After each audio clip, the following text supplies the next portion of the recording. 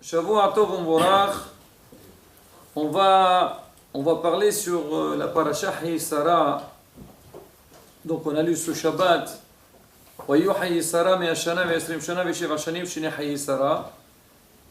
Et donc beaucoup ils disent pourquoi la paracha de Hayisara elle était appelée Hayisara. Normalement on aurait dû l'appeler Menahem. La vie de Sarah. Pas la vie, la mort de Sarah. Mitat Sarah. On va parler de son décès. Alors on dit Hayisara. On voit la même chose chez Yaakov Avinu. Dans la paracha de Wayhi. On dit Wayhi Yaakov. Et on dit quand il va quitter ce monde, on va parler de son décès. Et la Torah, donc on appelle la paracha Wayhi. Normalement, il fallait dire Mitat Yaakov. Alors Hachamim, ils répondent, beaucoup de réponses. Et parmi les réponses, c'est pour dire que Tzadiqim b'mitatam niqraim hayim.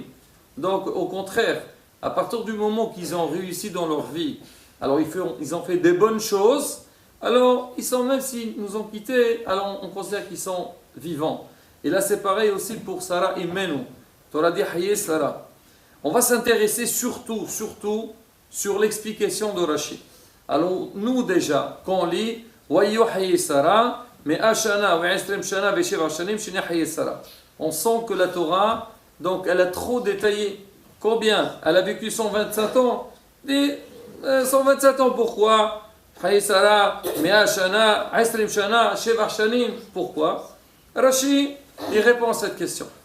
Alors Rashi, il dit l'écart nichtav Shana bechol klal veklal. C'est pour ça qu'on a précisé, chaque fois on a dit le mot Shana, l'omar lecha, que chacun, quand on a dit 100, on a dit 20, on a dit 7, sur chacun, il y a une étude, il y a une explication. Comment? Bat mea kivat isrim lahet, à l'âge de 100 ans, elle était comme l'âge de 20 ans. Qu'est-ce qu'il y a dans 20 ans? J'ai dit, ma bat mea at isrin lohata, sharina bat onchin. De la même manière qu'à l'âge de 20 ans, on dit elle n'a pas fauté. Pourquoi? Parce qu'on dit jusqu'à 20 ans, on dit là ou bar onchi. On n'est pas puni. C'est-à-dire qu'il est prêt, comme on dit, toujours à remettre la machine en marche depuis le début. D'accord? Bat isrin, là ou bat onchi. Bat mea belohet. Même à l'âge de 100 ans, elle n'a pas fauté. Elle n'a jamais fait de faute. Et la fin, alors 7 et 20, pourquoi? Ou bat isrin qui va tchevar liyofi. Et à l'âge de 20 ans, comme celle, donc une fille de 7 ans pour la beauté. Donc aussi bien comme à 7 ans, elle est belle, à 20 ans aussi, elle était belle. Ça c'est l'explication de Rashi. Donc Rashi dit pourquoi la Torah elle a détaillé. Et là, Béhémet, j'imagine, quand j'étais en train d'expliquer le Rashi, vous a tous posé des questions. Menahem, il n'y a pas de questions sur l'explication de Rashi. Moi je pose qu'à Menahem, Théodore. Ah très bien, oui. Nissan. Vous n'avez pas une question sur Amos avec Teder Dochem? Bon, alors écoutez, Rabotai, je vais parler, on ne va pas s'attarder.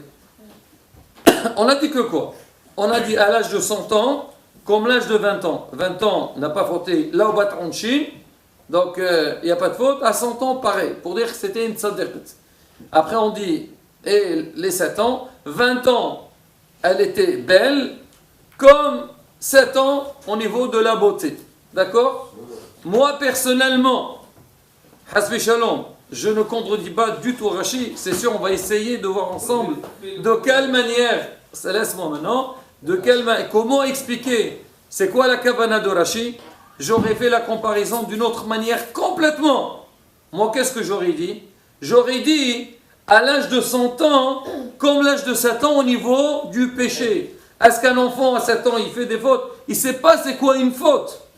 Il a besoin de dire à 20 ans, parce qu'elle est là au bat'on Chine, à l'âge de 20 ans, c'est possible qu'on a fauté. Mais on dit, même si tu as là au bat'on Chine, ça on c'est pareil. Mais dis-moi, sois plus clair. Dis-moi à l'âge de 100 ans, comme une fille de 7 ans, qu'elle n'a jamais fauté. Là, je peux comprendre. Pareil aussi, on veut parler de la beauté, il ne faut jamais saboter avec sa beauté. D'accord? La beauté. Alors maintenant, écoutez bien, on dit à l'âge de 20 ans comme l'âge de 7 ans. Moi j'aurais dit à l'âge de 100 ans comme l'âge de 20 ans. Parce qu'à 20 ans, c'est le moment quand on se fait belle. C'est là où on voit vraiment la beauté de quelqu'un. Et dire, même à l'âge de 100 ans, a priori, donc elle a pris de l'âge, elle change, elle devient, ah bon, c'est comme ça, c'est la nature.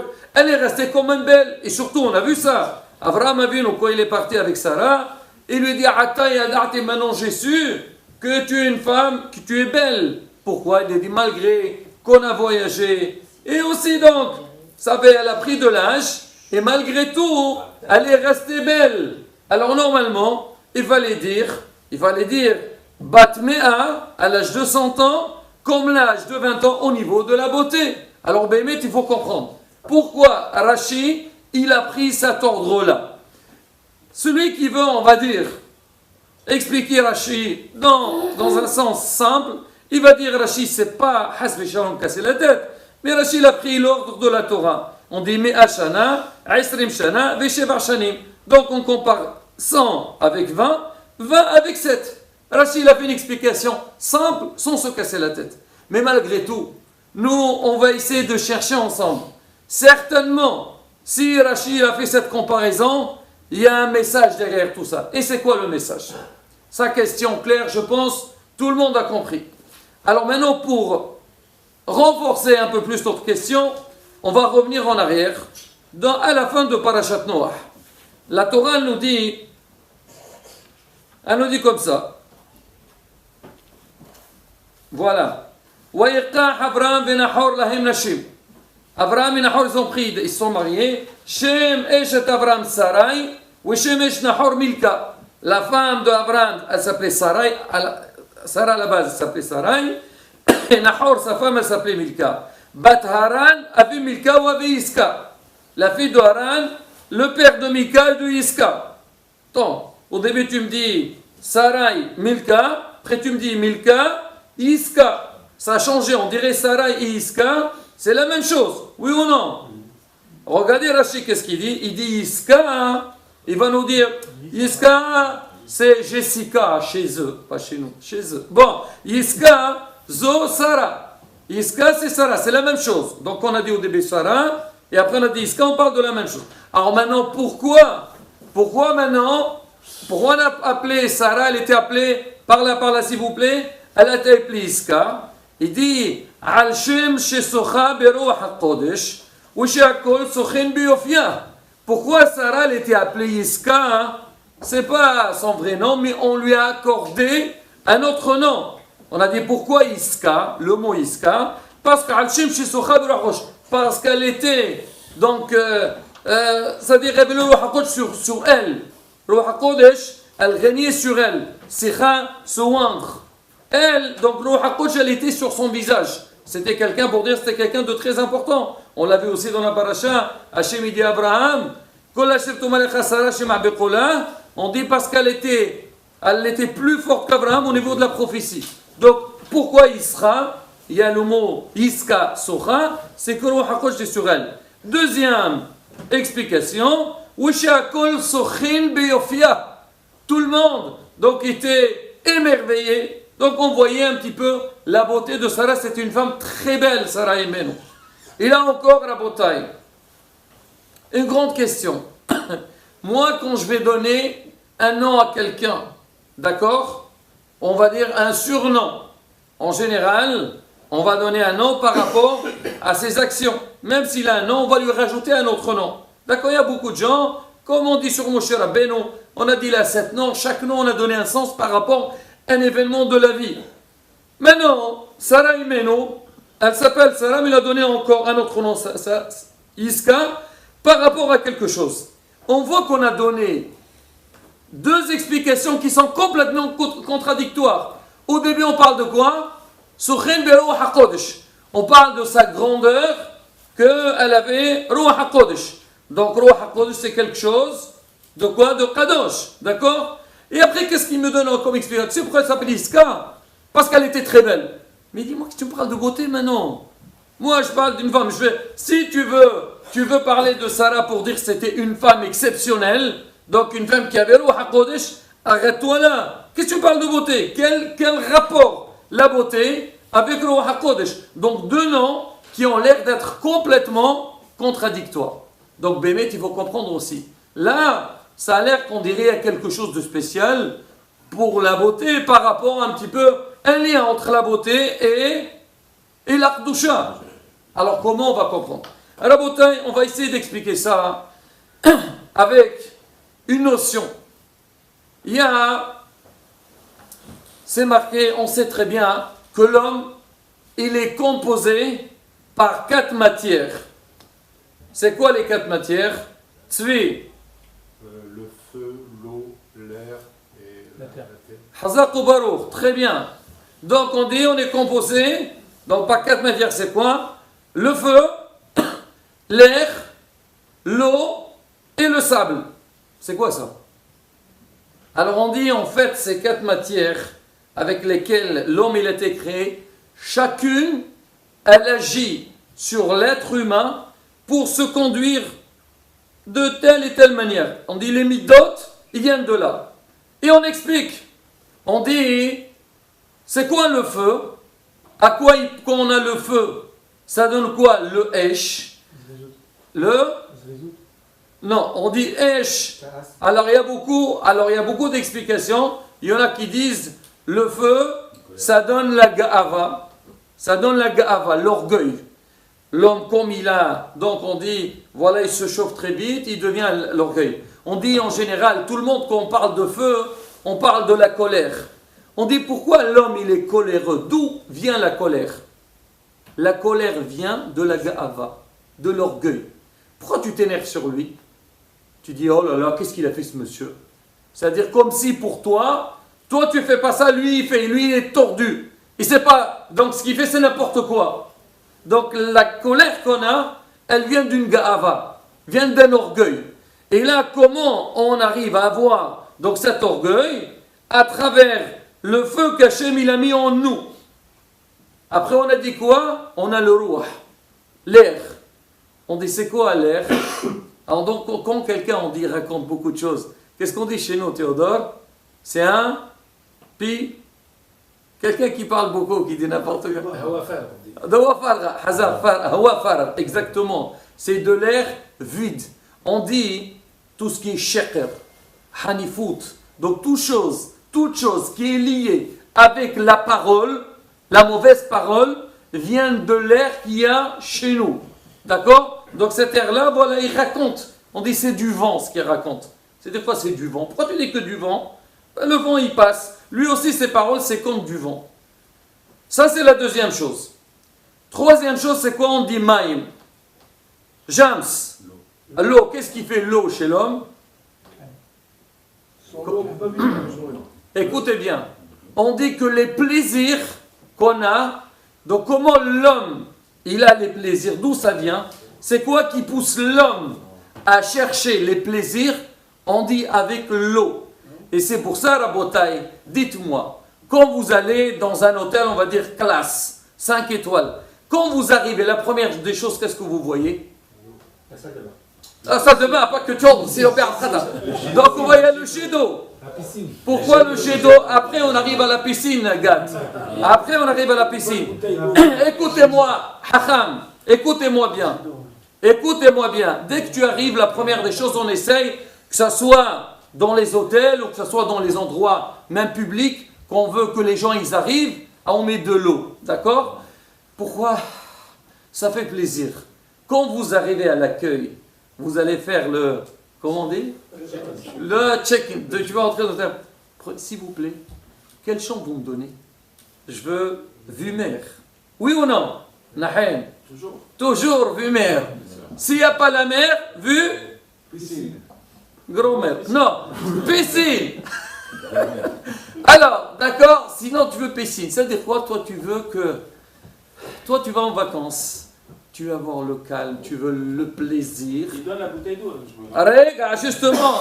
Écoute, quand quelqu'un, il est, on va dire, il est un petit peu, voilà, il jette de l'eau sur lui. Ça rafraîchit. Donc l'eau, donc lui, c'est une base. C'est une base à donner les plaisirs. Ça, nature. Oui ou non? Il y a une halakha qui dispose quand on boit de l'eau, il faut se détourner. Il ne faut pas boire de l'eau devant la personne. Pourquoi? Aynara. Non, il paraît que quand on boit de l'eau, on se met à nu. Ah, bon, d'accord. Hazat.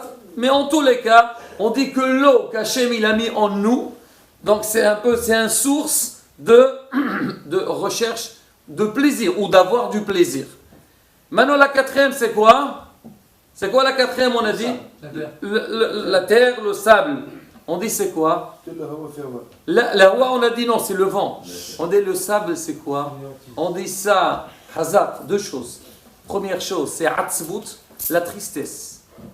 L'homme, si l'homme il est triste, il faut savoir la tristesse, le aleno que l'homme il a, ça provient du sable qu'Hachem il a mis en nous. D'accord? Ça, la tristesse. Et aussi, comme il a dit Gant, atzlut. Atzlut, c'est quoi? C'est la paresse. Un homme, comme on dit, et ça encore un beau hidouche que j'ai entendu de Mourel Arab Goubit Sardoun. Je me rappelle, alors lui, quand il arrivait à la yeshiva, toujours, il regardait les élèves, qu'est-ce qu'ils font, comment ça marche et tout. Et bon, c'est très bien, des enfants, vous passez à côté d'une école n'importe où, surtout au moment des récréations, qu'est-ce qu'ils font les enfants? Et ils jouent seulement. Ils sautent. Ils sautent, ils font du bruit, d'accord, ça bouge dans tous les sens. Alors le Rav, il dit comme ça. Il dit un principe. La tqul le zghir aq'ad ou la le kbir qum. Ça veut dire quoi? Ne dis pas à un enfant, assis-toi, ni un grand, lève-toi. Un vieux, un grand, nous aussi, quand on est encore jeune, d'accord, tu es assis, allez, viens. Oh, s'il te plaît, encore un petit peu, 5 minutes. Alors que le petit, tu dis, assieds-toi, mais arrête, pourquoi tu bouges? Reste, assis-toi. C'est quoi? Regardez l'explication à Rabotai. C'est le Rav. Il a dit, c'est normal. On dit, l'homme, il provient d'où? De la terre. Et à la fin de sa vie, il va où? À la terre. Il dit, quand un enfant, il est né, donc il vient de la terre et il monte vers là-haut, c'est-à-dire dans la vie. Et quelqu'un, quand il prend de l'âge, à la fin de sa vie, c'est quoi? Il va revenir. Il dit, l'enfant, puisque lui, il sort de la terre et maintenant il grandit, il pousse, alors il monte, il est toujours vers là-haut. Alors que celui qui est grand, donc il a la mishécha, il est tiré vers le sol, vers la terre. Il dit, c'est pour ça que la nature de l'homme, quand quelqu'un il est petit, il veut tout le temps sauter et bouger, mais quelqu'un qui prend de l'âge, il a plus tendance d'aller vers le bas. Donc on dit c'est ça, le sable qu'Hachem il a fait en nous, il l'a fait, donc en vérité, donc cette matière qu'elle est en nous, c'est qu'elle peut pousser, initier la personne, donc hasbi shalom, soit vers la tristesse, soit vers la paresse. Alors maintenant, si, en entendant tout ce que je viens de dire, est-ce que vous trouvez qu'après 120 ans, l'homme il arrive en haut, et Hachem il va le juger, il va lui dire, dis-moi, pourquoi le matin tu ne voulais pas te lever pour aller à la synagogue? Qu'est-ce qu'il va répondre? Vous avez des réponses prêtes?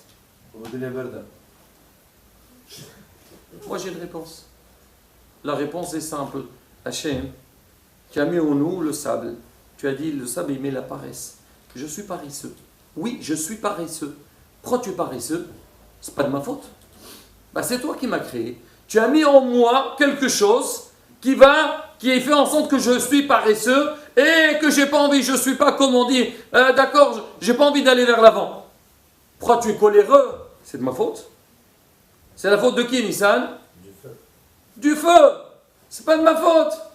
Pourquoi tu fumes? C'est le feu, c'est pas moi. D'accord? C'est pas de ma faute. Hachem, tu as suivi tes plaisirs. J'ai suivi mes plaisirs. Mais c'est toi qui as fait en sorte. Tu as mis l'eau en moi pour que moi j'aille faire. Donc tous ces plaisirs, c'est ta'anougim. Donc c'est une grande. Cette réponse, il ne faut pas l'oublier. Il faut la garder avec soi après 120 ans pour répondre. Mais Hachamim, ils disent en vérité, certes, tout ce qu'Hachem il a mis en nous, c'est vrai, il peut pousser à l'homme de faire ce qu'on vient de dire, tous les mauvais caractères. Mais il faut savoir aussi que tous ces matières qui sont en nous, l'homme il doit les utiliser dans l'autre sens, dans le bien. Et on arrive. On dit, comment on appelle un caractère en hébreu? Non, caractère. On dit, je veux travailler mon caractère. Midot, Hazak ou Baruch. Donc on dit Midda. C'est quoi Midot, Midda? Est-ce que vous pouvez me dire c'est quoi la traduction du mot Midda? On a dit un caractère. Mais aussi Midda, c'est quoi Amos? Une mesure. Ça veut dire quoi? On dit que chaque chose, qu'Hachem l'a fait en nous, on doit avoir une mesure. C'est vrai qu'Hachem il a fait en nous, il a mis en nous, on a dit le feu, et le feu il peut nous pousser d'avoir de l'orgueil, ou il peut pousser, dommage Shmuel, une belle analyse, écoute. Alors, écoutez bien, j'ai pas fini, regardez bien. Alors on dit Hachem il a mis en nous donc ce feu-là, et c'est vrai que nous, on pense, et on vient de le démontrer, que cette chose-là peut nous pousser à avoir de la gava, avoir du casse. On nous dit, monsieur, c'est quoi Mida? C'est il y a une mesure. Parce qu'on dit il y a des poids et de mesures. Ce casse qu'on t'a donné, ou bien ce feu qu'on a mis en toi, tu dois l'utiliser, mais avec une mesure. Il y a une mesure à tout. Par exemple, si moi je vois un Hilul Hashem face à moi, on se moque de la Torah, on se moque des Talmidei Hachamim. Là, moi, je dois montrer une certaine colère pour dire que moi, Hasbi Shalom, Loïa Ase Kazé, c'est des choses qui se font pas. Je dois montrer que je ne suis pas d'accord avec cette chose-là. Même au point de montrer une certaine, on va dire, une certaine colère. Faire attention dès qu'on s'énerve. Donc au moins l'intérieur, il soit, c'est-à-dire même vers l'extérieur, oui, mais pas vers l'intérieur. Donc tout doit se passer vers une mida. On dit aussi, par exemple, on a dit tout à l'heure, le vent. C'est quoi le vent, l'air? On a dit, il y a le shekr. Il y a des fois, on peut utiliser les mensonges. Quand est-ce qu'on peut utiliser les mensonges? Pour Shalom, Hazak ou Baruch. On a vu dans la paracha. Mais Pénéa Shalom, cause du Shalom. Donc ça fait que quoi? On a dit la paresse. L'homme, il peut être paresseux. Quand est-ce que l'homme, il doit utiliser la paresse? Menahem. Quand est-ce qu'il faut être paresseux? Pour ne pas aller à la synagogue? Hazak, il a répondu. C'est que si moi je vois, par exemple, une équipe, une bande, qui me dit, viens, on va aller faire, leur allez-nous, il a fait quelque chose de mal, là, vas-y, Hachem, il a mis en toi, donc le sable, alors le sable, il peut t'aider d'être paresseux, là, tu dis, je ne peux pas, je suis fatigué, je ne peux pas aller. Donc, on voit que cette chose-là, la tristesse, être triste pour Horban Betamikdash. Des fois, il y a des moments, mais c'est pas pour ça que l'homme, il va rester toute sa vie, leur allez-nous, donc dans un déprime ou dans une tristesse, pas du tout. Donc toutes les choses qu'Hachem il a mis en nous, tout ce qu'il a mis en nous, il a fait, l'homme il doit l'utiliser comme par rapport aux besoins. Donc toutes ces choses-là qui peuvent normalement pousser l'homme à faire des choses qui ne sont pas bien, moi je veux les prendre, je vais les utiliser, mais pour le bon sens. Là, Rabotai, donc j'ai fait une petite démonstration des matières qu'Hachem l'a fait en nous. Et là on va arriver à répondre aux questions qu'on a demandées au début. On a dit Sarah et Menou, comment elle a été appelée? On lui a donné, elle a été appelée Yiska. On a dit c'est quoi Yiska? Rashi, il a donné deux explications. On a dit Socha Beruh HaKodesh, donc elle était ointe par Ruh HaKodesh pour parler de la Kedusha. Et d'un autre côté, on a dit Shakol Sochin Beyofia. Donc tout le monde était émerveillé, donc on voyait c'était une femme très très belle. On a dit ça ne va pas ensemble. Je ne peux pas donner un nom à quelqu'un pour lui dire si je veux lui donner un nom par rapport à son caractère, il faut que ça soit comme on dit, cohérent, ça marche ensemble. On dit pour Sarah, c'est très très cohérent. Pourquoi? Parce que pour nous regarder la force de Sarah. Sarah aimait malgré la grande beauté qu'elle avait, elle est arrivée à voir Ruh HaKodesh. A priori, quand une fille ou une femme, Baruch Hashem, elle a mérité, elle est née dans ce monde elle est belle. C'est pas de sa faute. Elle est Hashem, il a créé, encore au contraire. C'est une ma'ala, c'est un shevah. Mais la force, c'est où la force? C'est la force que malgré donc cette chose-là qui peut, hasbi shalom, m'induire, me pousser à faire des choses qui ne sont pas bien. Moi, malgré tout, je travaille sur moi et je deviens quelqu'un d'important. Alors quand quelqu'un, il est beau, et malgré tout, une fille, on va dire, une fille qui est très belle, et malgré tout, elle est tsni'out, elle fait attention, hasbi shalom, de ne pas transgresser les choses qui sont contre la Torah. Est-ce que ça là, c'est une tzaddik ou c'est pas une tzaddikette? Elle est exceptionnelle. Et leur elle n'est pas belle, eh ben, qu'est-ce que tu veux? Au moins, Et prends-moi, cherche les bonnes choses. Au moins quelque chose. D'accord? Donc, ça, c'est une grande ma'ala pour Sarah et Menou. Justement, on a donné le deux noms. On a donné Sarah Beru HaKodesh et on a donné à Kol Sochin Beyoufia. Elle était très belle, maintenant la Beru HaKodesh. Maintenant, Rabotai, on va arriver à la question de départ. C'était quoi la question de départ? On a dit comment Rashi il fait une telle comparaison. Et il a dit, Rabotai, on va finir. Alors, on a dit comment on fait une telle comparaison. On a dit, Mea Shana, Esrim Shana, Veshevar Shanim. Pourquoi on a découpé en trois? 127. Rachid a dit, 100 ans contre 20 ans. Contre 20 ans, l'Abat Onashim n'a pas fait de péché. À 100 ans aussi, elle n'a pas fait de péché. On a posé la question, il fallait dire 7 et 100. D'accord? 7 ans, il n'y a pas du tout de péché. Et à 100 ans aussi, elle n'a pas péché. C'est pas, elle n'a pas fait de péché parce qu'elle est moins que 20 ans, elle n'a pas l'Abat Onashim. Mais pour nous dire, regardez la force de Sarah Imenu. Sarah Imenu, 20 ans. Quand normalement quelqu'un a l'âge de 20 ans, donc il a tout son Sarara pour faire toutes les bêtises. Elle était à 20 ans comme une femme de 100 ans. À 100 ans, on n'a plus des Sarara. Quoi? Elle s'est mariée, elle Bata les brasques. Après. Écoute, après, c'est pas grave, je te dirai tout à l'heure. Mais restons sur la question. Écoute. On dit, Rachid vient nous dire, comme à l'âge de 100 ans, elle n'a pas fait des fautes, elle n'a pas fait de péché. Elle les a pas faites, pourquoi les péchés? Nous, on aurait dit, parce que l'homme, il n'a pas du tout de force, il n'a aucune tendance de faire des péchés. Alors on dit, à l'âge de 20 ans, elle a réussi, Sarah Imenu. À l'âge de 20 ans, qu'a priori, il y a toute la ferveur, et donc les plaisirs de ce monde, et vouloir faire des choses, qui ne sont pas bien. Non, elle a réussi à travailler sur elle-même comme si c'était vraiment une femme de 100 ans. Donc, vraiment, aucun lien, aucune tentation vers les avéros. Ça ne veut pas dire qu'elle ne pouvait pas faire. Si, mais elle a su comment travailler sur soi-même. Ça, c'est la première. Après, on a dit, à l'âge de 20 ans comme l'âge de 7 ans pour la beauté. Et alors, c'est quoi cette comparaison? 7 ans qu'on veut parler de beauté, on aurait dû dire, à l'âge de 100 ans, elle était aussi belle qu'une jeune fille de 20 ans. Mais quoi, 20 ans comme 7 ans? Regardez Rabotai. De la même manière que si on va voir une petite fille à 7 ans, est-ce qu'elle a des khlal dans la tête, une idée de vouloir faire, c'est-à-dire la beauté ou chercher des choses qui ne sont pas de son? 7 ans, elle ne comprend rien.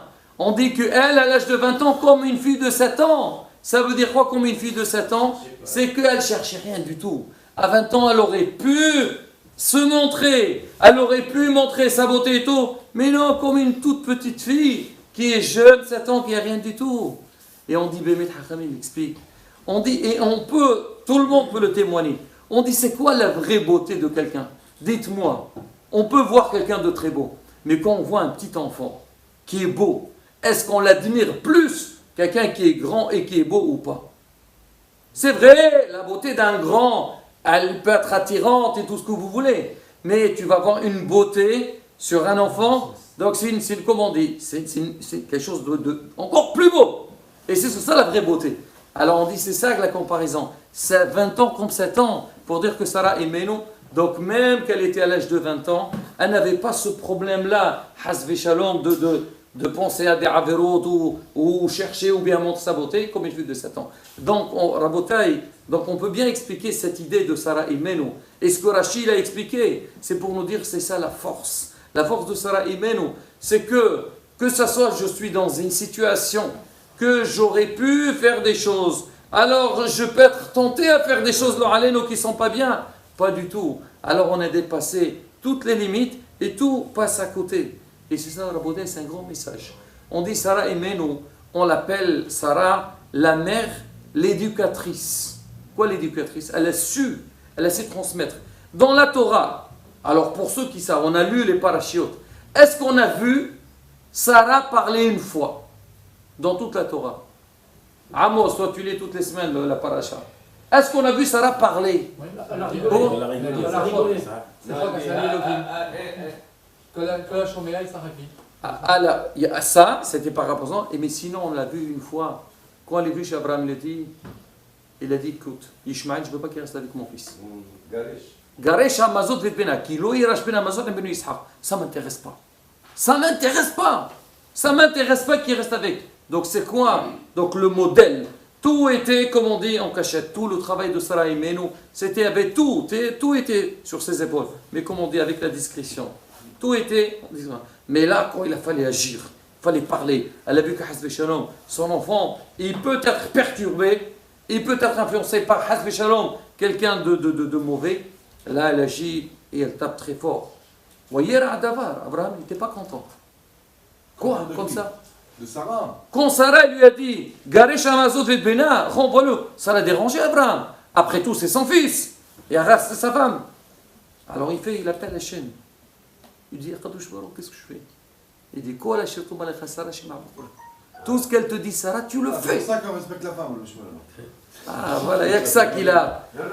Il faut la respecter, bien sûr, le respect, respecter, il n'y a pas de souci, bien sûr, c'est ça la vie du couple, cher ami. Mais il faut savoir, mais Hasbe Shalom, écoute, je ne veux pas dire ton nom. Si elle te dit, écoute, ce soir, au lieu d'aller dans un cours de Torah, viens, on va aller faire un petit ciné ou un petit, je ne sais pas quoi, Asma. Alors là, non, ça dépend où. Rabotaï, voilà une petite démonstration, Baruch Hashem. Bon, il y a Rasson Bezat Hashem que, comment dire, le srout. Ah, moi, je avec l'eau. Sarah, elle ne parlait pas beaucoup. Oui. Voilà, je te marie avec Sarah, je m'en veux pas parce qu'il faut les parler parce que tu ne peux pas l'entendre autrement. Ah, c'est-à-dire faire exactement ce qu'elle te dit. Allez, Hazak ou Baruch. Ça va, toi.